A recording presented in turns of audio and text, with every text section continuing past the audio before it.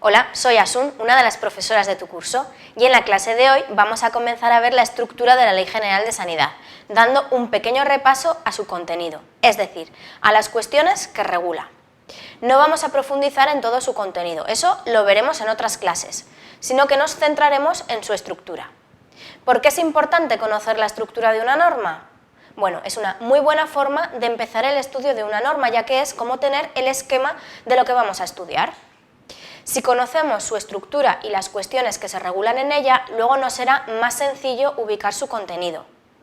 Ten en cuenta que como se trata de una norma de importancia y quiero verla despacio, para que quede todo claro, vamos a dividir esta clase en dos partes. En esta primera sesión vamos a ver hasta el título tercero y el resto de la norma lo veremos en una segunda sesión. Visualiza los vídeos según vayas avanzando en el estudio de la misma. Empezamos. Tienes en pantalla el esqueleto de la norma.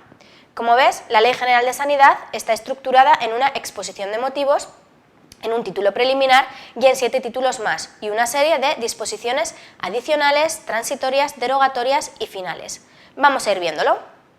Empezamos por la exposición de motivos. ¿Qué es? Es la parte donde se recogen las decisiones políticas más importantes contenidas en el texto dispositivo de la norma y le da unidad y coherencia a todo el articulado, es decir, nos va a ayudar a entender el ánimo del legislador y cómo debemos aplicar lo regulado en la norma.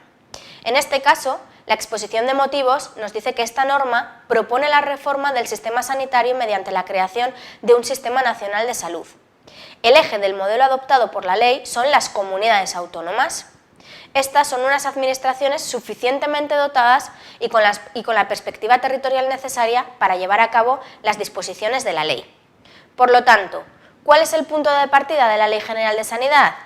No es difícil de adivinar, hay un doble punto de partida. El primero lo encontramos en el artículo 43 de la Constitución, que reconoce el derecho a la protección de la salud. El segundo responde a una cuestión organizativa, derivada de las previsiones del título 8 de nuestra Constitución, que nos habla de la organización territorial del Estado y de la constitución de comunidades autónomas en todo el territorio del Estado, a las cuales han reconocido sus estatutos amplias competencias en materia sanitaria. El Sistema Nacional de Salud se concibe así como el conjunto de los servicios de salud de las comunidades autónomas convenientemente coordinados. Los servicios sanitarios se concentran bajo la responsabilidad de las comunidades autónomas y bajo los poderes de dirección y coordinación del Estado. Vamos a seguir con el título preliminar, que nos habla del derecho a la protección de la salud. Este título contiene un único capítulo, donde se encuentran recogidos los artículos primero y segundo. En el artículo primero se nos define el objeto de la ley y nos dice que la Ley General de Sanidad tiene por objeto la regulación general de todas las acciones que permitan hacer efectivo el derecho a la protección de la salud reconocido en el artículo 43 y concordantes de la Constitución. Además, nos aclara quiénes son los titulares del derecho a la protección de la salud y a la atención sanitaria, que como sabrás son todos los españoles y los ciudadanos extranjeros que tengan establecida su residencia en el territorio nacional. Respecto a esto, hay más normativa a tener en cuenta, especialmente el Real Decreto 1192/2012 de 3 de agosto, por el que se regula la condición de asegurado y de beneficiario a efectos de la asistencia sanitaria en España con cargo a fondos públicos, a través del Sistema Nacional de Salud. Pero sobre esto incidiremos en otra clase. Por su parte, el artículo 2 nos dice que esta ley tendrá la condición de norma básica en el sentido previsto en el artículo 149 primero número 16 de la Constitución y que será de aplicación, con alguna excepción, a todo el territorio del Estado. Además, nos aclara que las comunidades autónomas podrán dictar normas de desarrollo y complementarias de esta ley en el ejercicio de las competencias que les atribuyen los correspondientes estatutos de autonomía. Vamos a ver ahora la estructura del título primero, dedicado al Sistema Nacional de Salud, que comprende los artículos 3 a 37. Como ves, este título preliminar se divide en 6 capítulos. El primero de ellos recoge las disposiciones generales. Aquí nos hablan de hacia dónde se orientan las actuaciones de las administraciones públicas sanitarias y de los derechos que tenemos respecto a estas administraciones, entre otras cuestiones. En el segundo capítulo nos hablan de las actuaciones sanitarias del sistema de salud y, entre otras, nos hablan de la atención primaria, la asistencia especializada, los programas de orientación, el control sanitario de los productos farmacéuticos, por poner algún ejemplo. En el tercer capítulo nos hablan de la salud mental, en concreto de los principios en base a los cuales deben actuar las administraciones sanitarias al tratar con los enfermos mentales. Respecto al capítulo cuarto, dedicado a la salud laboral, está derogado. Se derogó por la Ley General de Salud Pública. El capítulo quinto nos habla de la intervención pública en relación con la salud individual y colectiva, es decir, nos habla de cómo las actividades públicas y privadas que directa o indirectamente puedan tener consecuencias para la salud van a ser controladas, bien a través de registros, autorizaciones previas, controles o limitaciones. Por último, el capítulo sexto nos habla de las infracciones y sanciones en materia de sanidad y nos deja claro que estas infracciones serán objeto de sanciones administrativas, sin perjuicio de las responsabilidades civiles, penales o de otro orden que puedan concurrir, para pasar a continuación a clasificar las infracciones como leves, graves o muy graves. Vamos ahora con el título segundo, que nos habla de las competencias de las administraciones públicas, reguladas en los artículos 38 a 43. Este título se divide en 4 capítulos. ¿Y de qué van a tratar?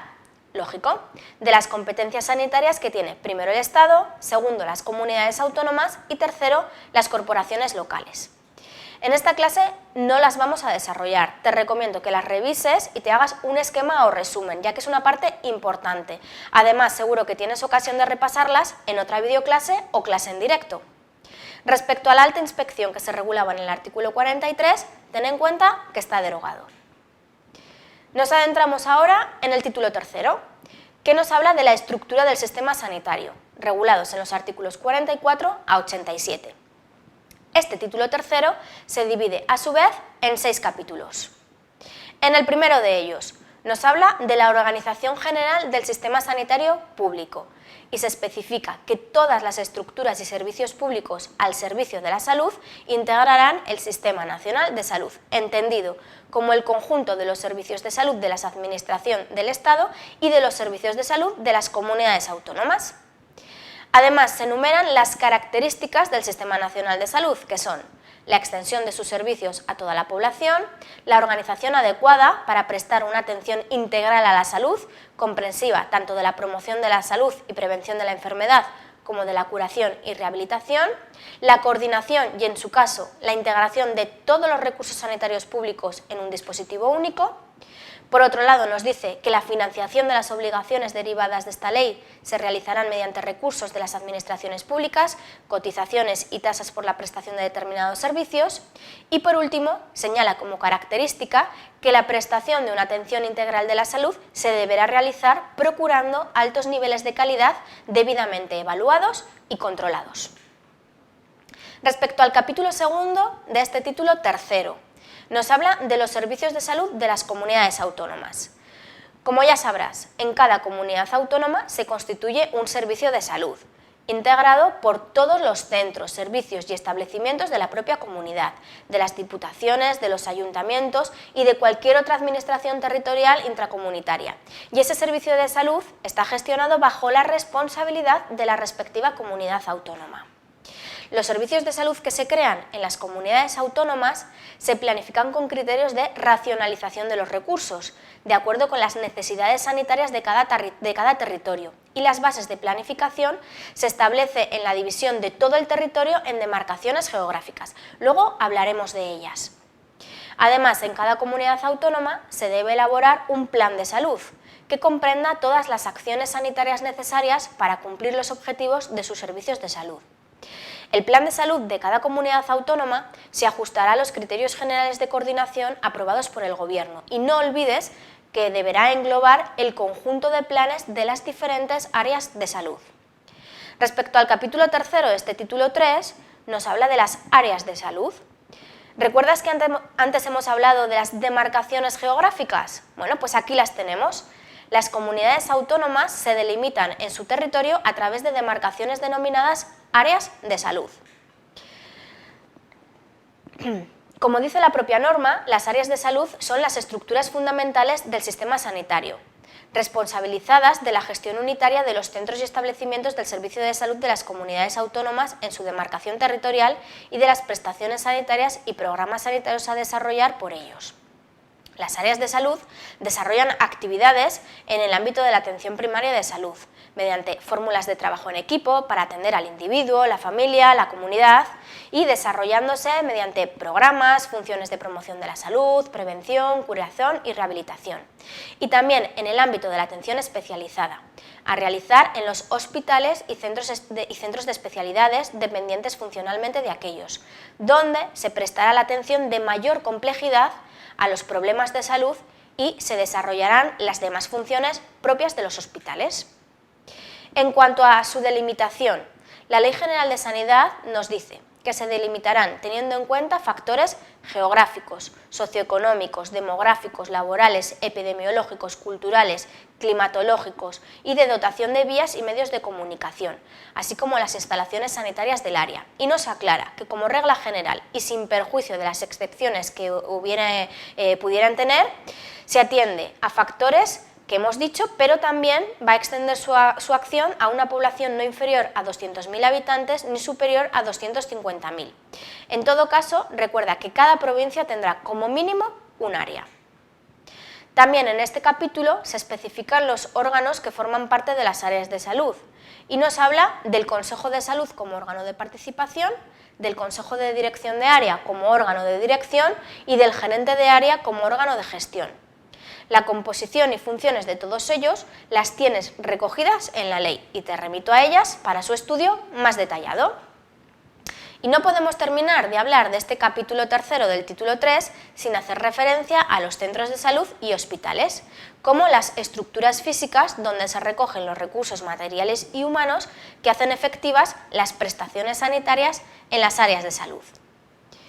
Respecto al capítulo cuarto de este título 3, nos habla de la coordinación general sanitaria. De este capítulo, ¿qué podemos destacar? Podemos destacar la referencia a los planes de salud. Estos pueden ser elaborados por el Estado y por las comunidades autónomas dentro del ámbito de sus respectivas competencias, pero también los pueden hacer de manera conjunta. Respecto a la financiación, regulada en el capítulo 5 de este título tercero, hay que destacar la regulación de la misma que se realiza en el artículo 79, donde se aclara donde se aclara con cargos a quién se realiza la financiación. En resumen, se hace a través de cotizaciones sociales, transferencias del Estado, tasas por la prestación de determinados servicios, por aportaciones de las comunidades autónomas y de las corporaciones locales y por tributos estatales cedidos. Por último, el capítulo sexto nos habla del personal. Lo primero que nos dice la Ley General de Sanidad es que será el Estatuto Marco el que regule todas las cuestiones relacionadas con el personal de los servicios de salud. Por cierto, ¿sabes de qué norma estamos hablando? Es el Estatuto Marco del personal estatutario de los servicios de salud, que es la Ley 55/2003 de 16 de diciembre. La Ley General de Sanidad nos aclara que las normas de las comunidades autónomas en materia de personal se ajustarán a lo previsto en este Estatuto Marco. Con esto terminamos la primera parte de este repaso a la estructura de la Ley General de Sanidad. Te recuerdo que hasta aquí hemos visto la exposición de motivos, el título preliminar y los 3 primeros títulos. Nos quedan pendientes para la próxima clase los 4 últimos títulos y las disposiciones. Ahora te dejo para que repases todo lo que hemos visto y prosigas con el estudio de esta norma tan importante. Un saludo y hasta la próxima clase.